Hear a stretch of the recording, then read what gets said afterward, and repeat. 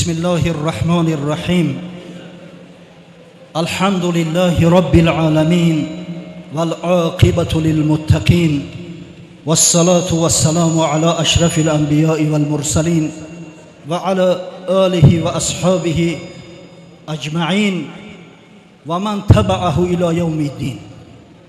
اللهم لك الحمد أنت قيم السماوات والأرض ومن فيهن، ولك الحمد لك ملك السماوات والأرض ومن فيهن، ولك الحمد أنت نور السماوات والأرض، ولك الحمد أنت ملك السماوات والأرض، ولك الحمد أنت الحق ووعدك الحق ولقاؤك حق وقولك حق والجنة حق والنار حق والنبيون عليهم الصلاة والسلام حق ومحمد صلى الله عليه وسلم حق والساعة حق.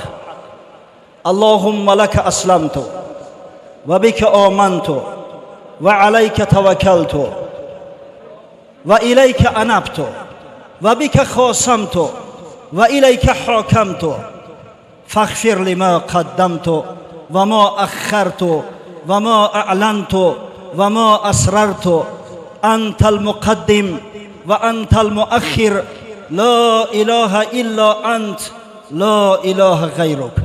اما بعد، السلام علیکم و رحمت الله و برکاته. برادران عزیز گرامی من، مهمانان خانه خدا، شخصان عزتمند با آبرو و عزت که از آمدن ماه شریف رمضان بسیار خوش و خرسند گشته بودید و امروز بر رفتن ماه شریف رمضان یک غم و غصه، البته اگر چند با آمدن عید خوشنودی رم داریم، ما شما را فرا گرفته است. خوشا به حال تو. این ماه بزرگ، ماه بلبلان باغ قرآن، ماهی که علما و فضلا را به وجد می آورد. این ماه بزرگی که مسلمانای واقعی هر سال به صبرانه منتظرش می ایستند و پزمانش می شوند تا سال آینده. این ماه بزرگ عظیم در انتهای خود قرار دارد و نزدیک است که با ما و شما وداع کرده و رود. ماهی که وقتی که مسلمانان خداوند مشرفشان میگرداند، به این ماه سالم تندرست سعی تلاش میکنند طاعت و عبادت پروردگار را به طریق باید و شاید انجام دهند تا به شرافت طاعت و عبادت در این ماه، به شرافت استقامت در بندگی در این ماه، گناههای ما قبلشان آمرزیده شود. حضرت مولوی روم زمزمه میکند: ماه رمضان آمد ای یار قمر سیما، بربند سری سفره بکشای رهی بالا.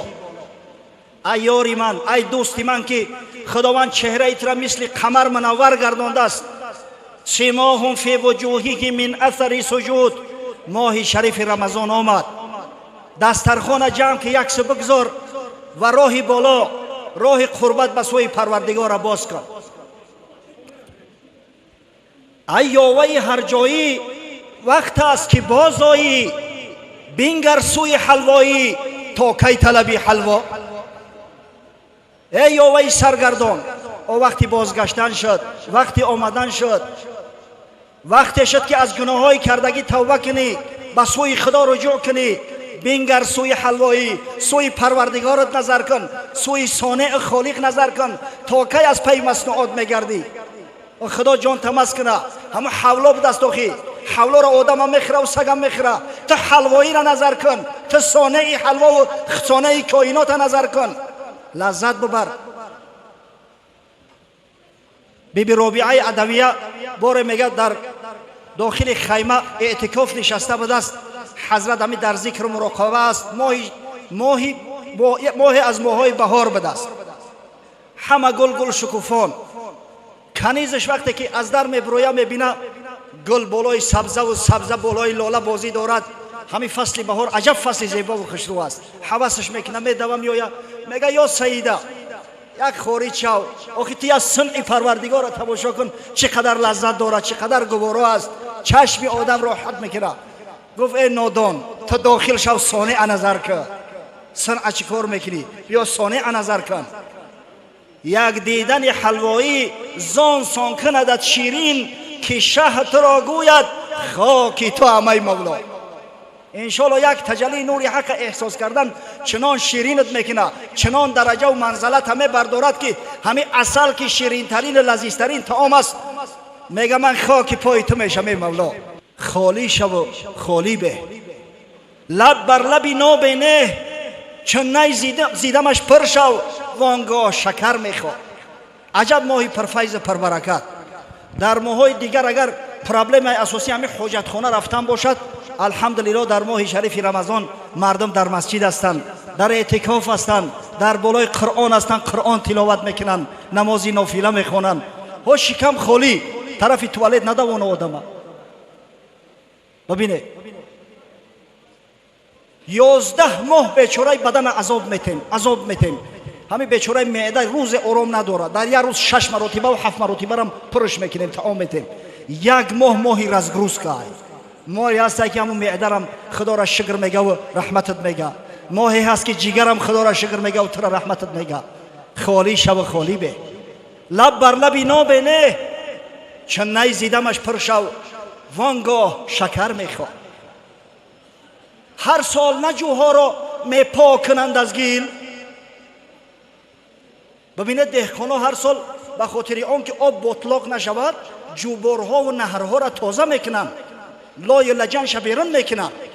هر سال نجوها را میپاک کنند از گیل تا آب روان گردد، تا سبز شود خضرا، تا کیش شود خضرا. این ماهی هست که انشالله بدنم آرام میگیرد، جسمم آرام میگیرد، جانی آدم میدمد. این نعمت پروردگار است. گردوری زینان کردی آخر چی زیان کردی؟ ای مردی مسلمان، همه یک ماه از نان و از طعام بر روزها دوری کردی، چی زیان و ضرر دیدی؟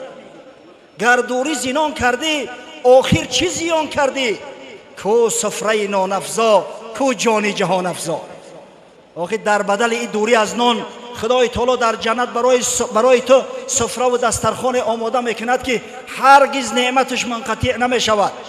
اهل جنت هر طعامی را که آرزو کنند، اشتها کنند، همون لحظه در نزدش آماده میشود و او سفره هرگز طعامش دور نمیشود، خالی نمیشود.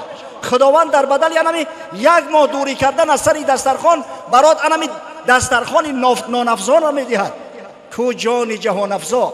و خداوند با دیداری به مثال خودش مشرفت میگرداند ای روزدار ماه شریف رمضان.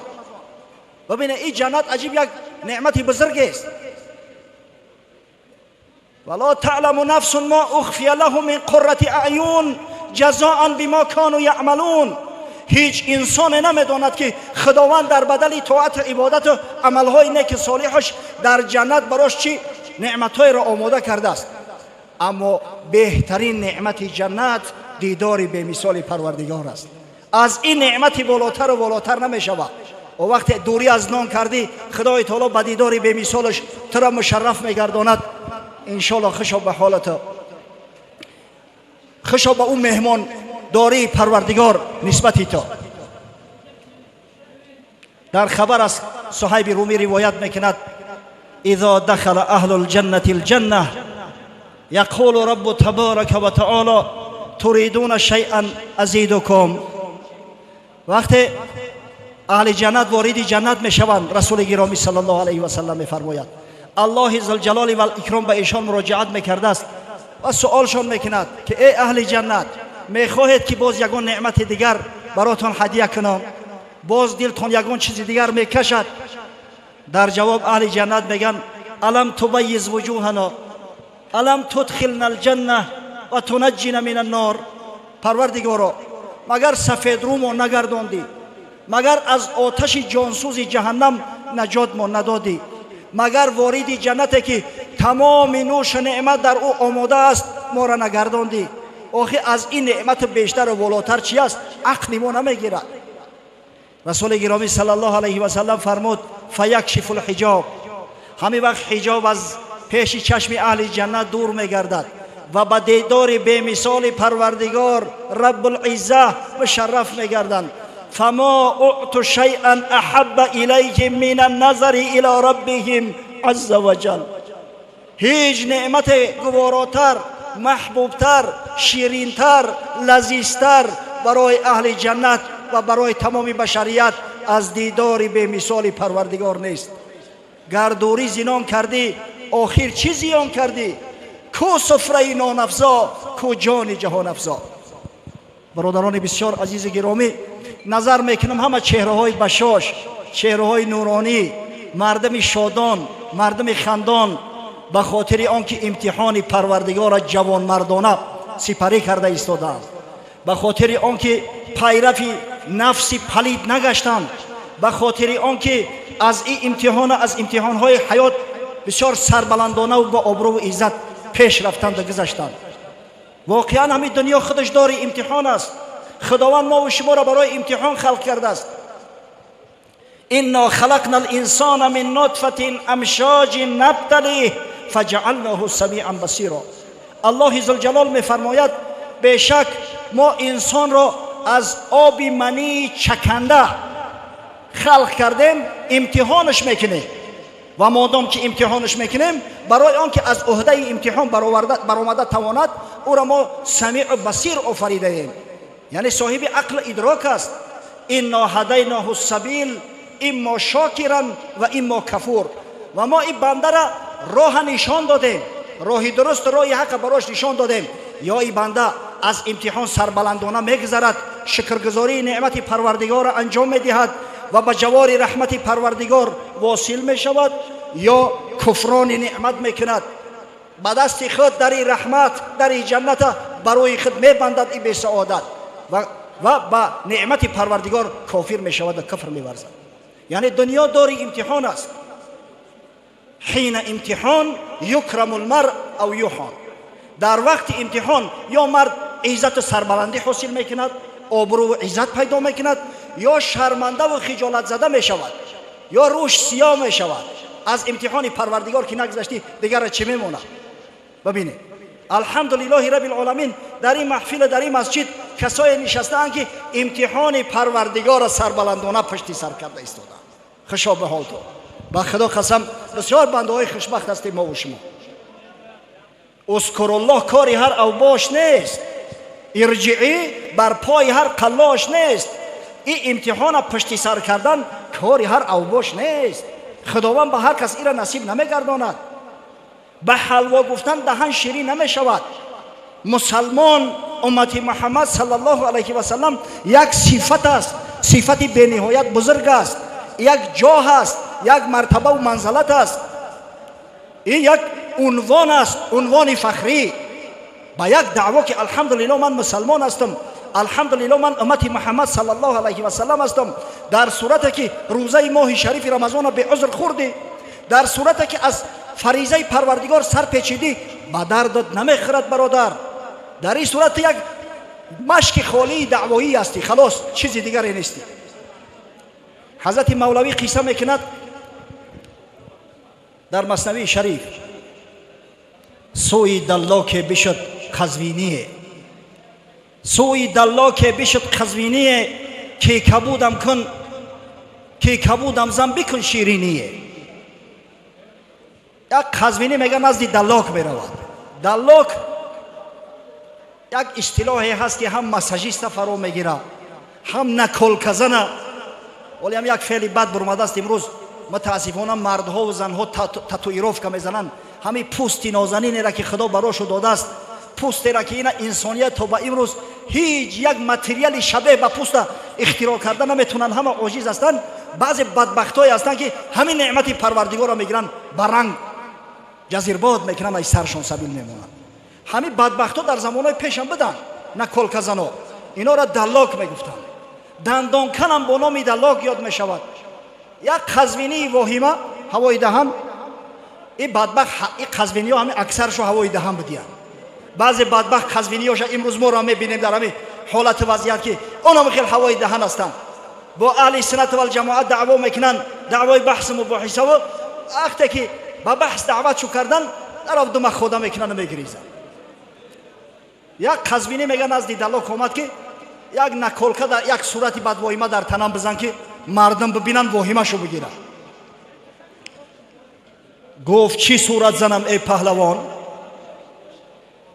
گفت برزن صورت شیر ژیان. گفت ای پهلوان چی صورت میخوای در تنت بزنم؟ گفت یگان شیری که زله را بزن یا شیری نره، شیری یلداره. گفت در چی موضع صورت زنم؟ گفت در شانگه هم کن آن رقم. در کجا گفت نکلکه را بزنم؟ همین تاتویروف کرده در کجای بدنت بزنم؟ گفت در شانه هم در حلقم. چون که آن سوزن فرو کردن گرفت، درد آن در شانگه مسکن گرفت، پهلوان در ناله آمد. این مردک هم در زمین خوابش کرده، سوزن نگرفت، سوزنی دغلا پوستی بدنش ایلا و سراخ کرده و رنگ ریختن گرفت. پهلوان واهمه در ناله آمد، داد فغانش برآمد. پهلوان در ناله آمد که سنی مرمر و کشتی چی صورت میزنی؟ اخوان آباد گفت کشتیم. تو قصد ایمان گرفتستی؟ سنی گفت آخر شیر فرمودی مرا. او گفت خدا دعوا کرده که صورت شیرم بزن، شیر کشیدستم. گفت آخر شیر فرمودی مرا. گفت از چی عزو کردی ابتدا؟ گفت از دمگاه آغازیدم. گفت از کدام عضوش سر کردی شیره؟ گفت ایمی دم شوخی صورت ای کنش نستش سر میکنن. گفت ای دم سر کردم. گفت از دمگاه آغازیدم. گفت دم بگذار ای دو دیدم. گفت گم که دم در کار نیستی، شیر به دم هم میشود. یکان جای دیگر شب بزن. جانب دیگر بکردان مرد زخم، به محابا به مواسای و رحم. بانگ زد او کینچی اندام است از او. بانگ زد او کینچی اندام است از او. گفت این گوش است مردی نکو. این سوزن اگرفته ای دیگر جا سر کرد. با وقت جانش تنگی کرد با داد و فغانش برآمد. ای بچه ایجاش کی جوهای؟ گفت ای گوشش ای بلاش سر کرد موخی. گفت تا گوشش نباشد ای حکیم، گوش را بگذار و کوتاه کن گلیم. دفعش که گوشش در کار نیست. گفت کوتاه ترش بگی، شیر به گوش هم میشود، باقی مانده شب بکش. جانب دیگر خلیش آغاز کرد، باز قزوینی فغان را ساز کرد که سوم جانب چی اندام است نیست. وقتی با طرف دیگر سوزن زنی را سر کرد، این جوان مرد با داد و وایه برداشت. ای بچه با کی جاش رفتی؟ کجا را زدستی؟ که این سوم جانب چی اندام است نیست. گفت این است اشکمی شیر عزیز. گفت ای پایان سر کرد مخی شکمش زدستم. گفت تا اشکم نباشد شیر را، گشت افزون درد کم کن زخم ها. دفعش که گفت شکمش در کار نیست، کشتی می مردک جانم تنگی کدستی، کوتاهترش بگی دفعش که مردو. خیره شد دلا که پس حیران بمان، مدت انگشت در دندان بمان. بر زمین زد سوزن از خشم استاد. گفت در عالم کسی را این فتاد. حیران شدی بیچاره دهنش کندگی. ای خشم غضب سوزن هم میگه گرفت در زمین زد که در دنیا همتری کورا میشید است. شیری بیگوش و سر و اشکم کی دید؟ این چنین شیر خدا خود نافرید. ای ناشکری تا بکنم که همین شیر بیگوش و سر و شکم میشید است. خداوندی تری مخلوق خلق کردگی نیست. چون نداری طاقتی سوزن زدن، از چنین شیر ژیان پس دم مزن.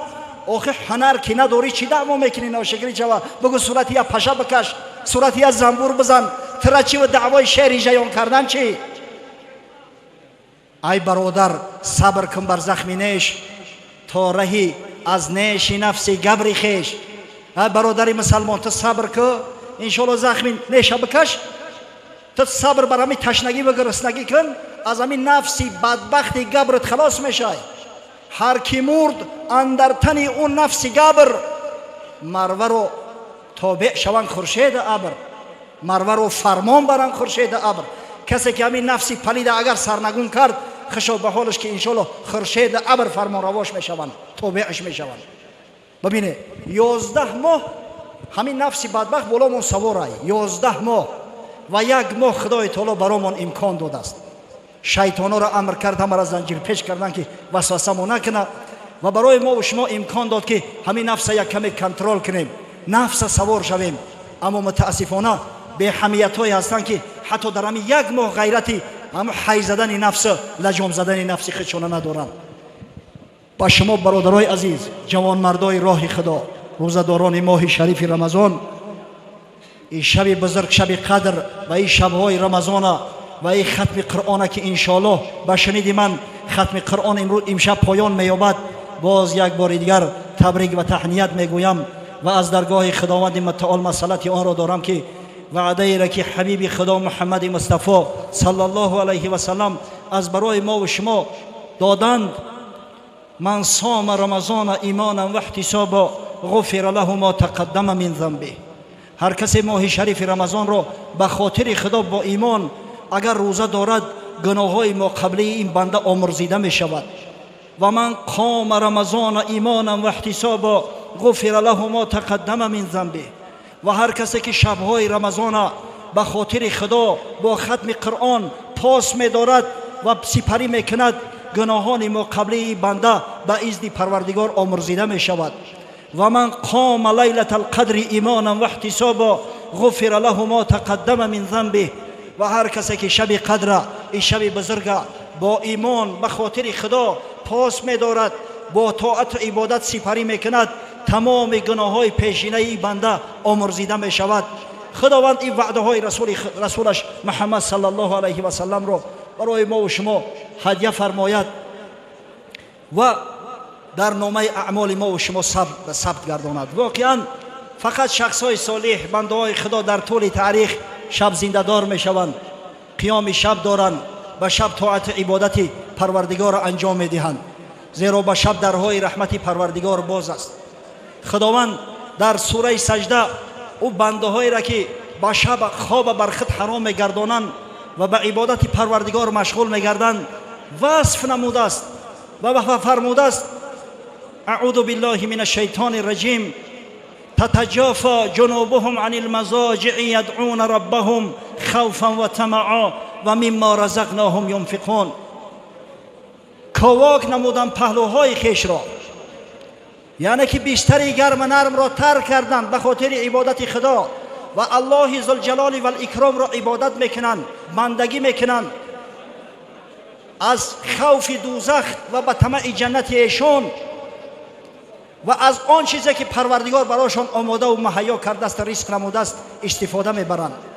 فلا تعلم نفس ما اخفی لهم من قرة اعین جزاء بما كانوا یعملون. هیچ شخصی نمیداند که پروردگار برای بنده های شب زنده دار، برای قائمین شبهای رمضان در جنت الفردوس چی نعمتهای را آماده نموده است، تیار نموده است و اون نعمتها بنده های پروردگار را انتظار هستند. افمن کان مؤمنا کمن کان فاسقا لا یستوون. آیا کسایی که مؤمن حقیقی هستند، آیا کسایی که فرمان خدا را میبرند، آیا کسایی که سرسپرده فرایض پروردگار هستند و از نواهی اجتناب می‌ورزند، آیا اینا با فاسقا برابر هستند؟ هرگز برابر نمیشوند. بد میکنی و نیک طمع می‌داری، هم بد باشد سزای بدکرداری. با آنکه خداوند کریم است و رحیم، گندم ندهد بار چه جو میکاری. الحمدلله رب العالمین. اینجا قائمین شبهای رمضان جمع آمدند و من میدانم که این مسجدی هست که هیچ وقت ختمش از 2 ساعت کمتر ادامه نیافته است و من میدانم که به این مسجد مردای صالح، جوانای صالح، مسلمانای صالح به خاطر گوش کردن قرآن عظیم شأن میآیند. خوشا به حال تو. الحمدلله رب العالمین. این عادت مردای صالح است در همه عصر زمان.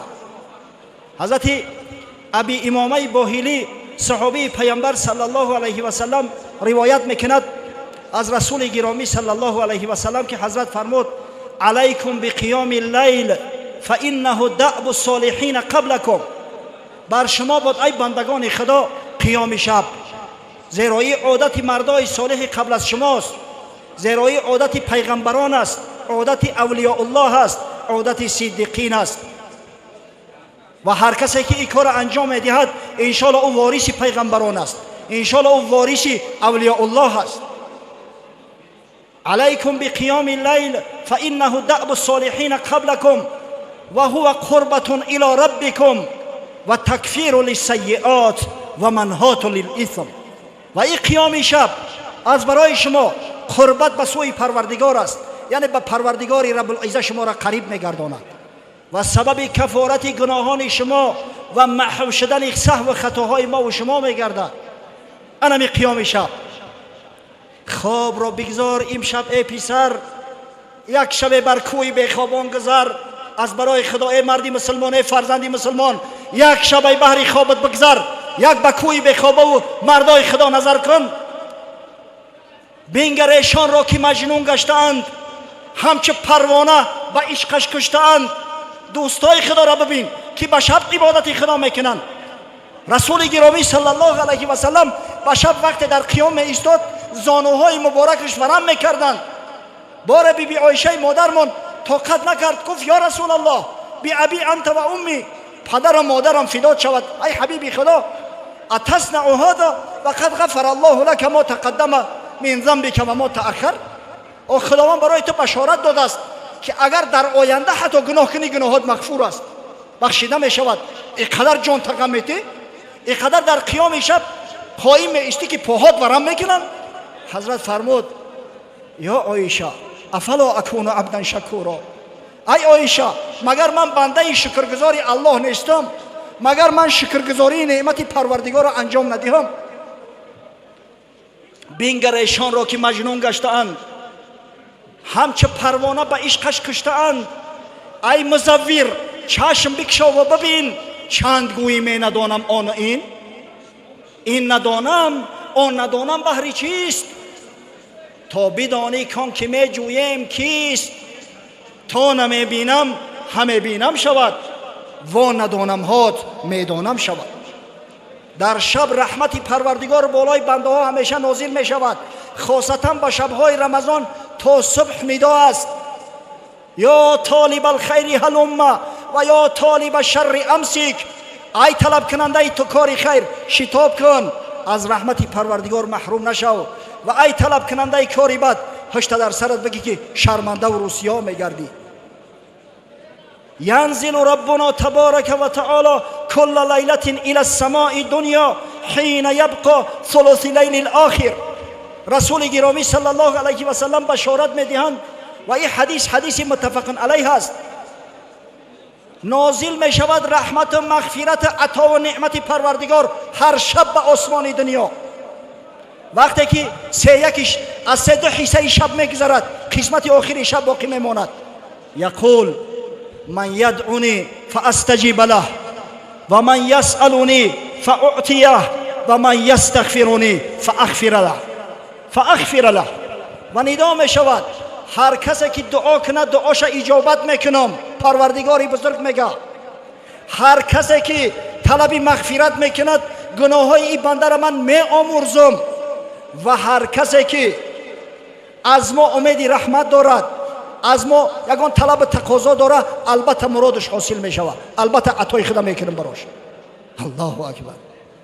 شیخ طه عبدالله عفیفی در کتاب من وصایا رسول یک روایت، یک قصه را آورده است از زمان حیات بیبی ربیعه ادویه رحمها الله. بار میگوید یک دوست شبانه به خانه به حجره ربیعه ادویه می آید. از بس که بیبی ربیعه بسیار مشهور بود، تا امیر بصره به زیارتش می رفت، تمام حکومتدارا و زمامدارا به دستبوسی و به زیارتش می رفتند. این بیچاره دوست گمان کرده است که خیلی مال و ثروت دنیا دارد.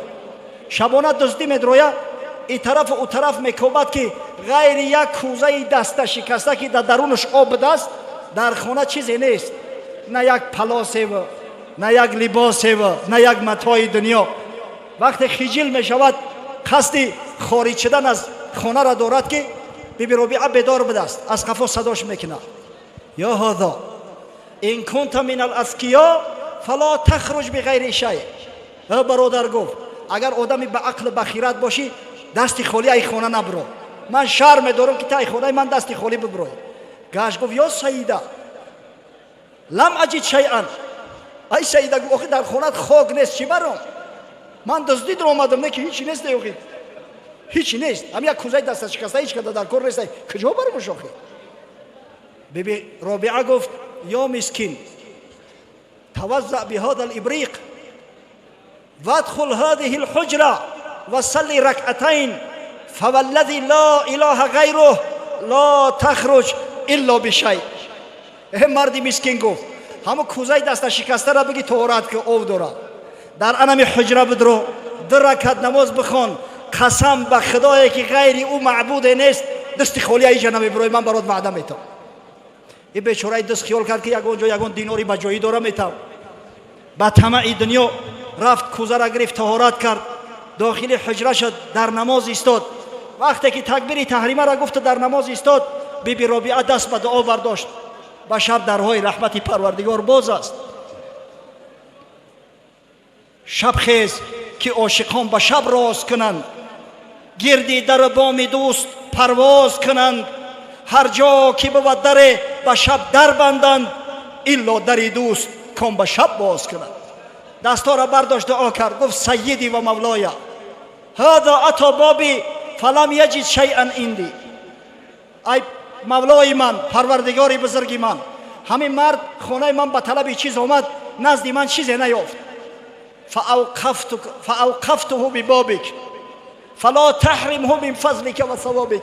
پروردگار من نزد در تو قایمش کردم، نزد در تو بازش داشتم. از رحمت خودت، از عطای خودت پروردگار را محروم نگردانی بنده را. و در حق او بنده یک دعای خیر کرد. قدرت پروردگار وقتی که سر در سجده گذاشت، یک نوری تجلی در قلبش غلطید که این مرد خدا مست شد، دیگه دنیا را فراموش کرده. فراموش کرد که در خانه آدمی بیگانه هستم، فراموش کرد که بیبی رابعه وعدش کرده است که یگان چیزت میتم. در همون سجده الهی ایستادگی آبی دیده 6 قطار الله میگفت و میگریست.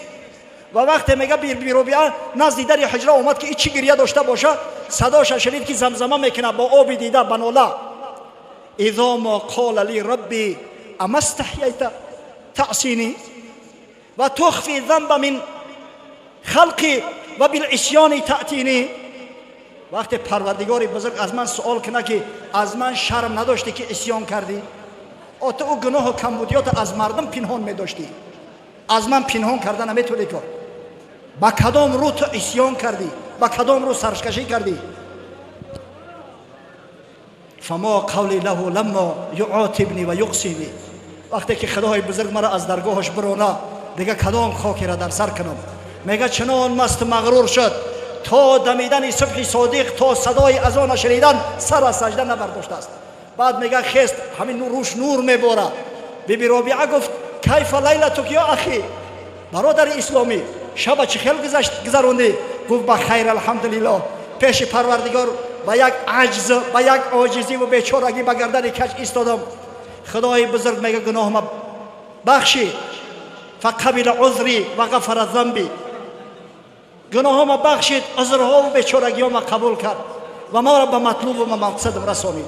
این شب انایخ فضیلت ها داره، خاصتا شبی که ما و شما قرار داریم و اتفاق علما است که الحمدلله رب العالمین این شب شب قدر است، شب 27 ماه رجب.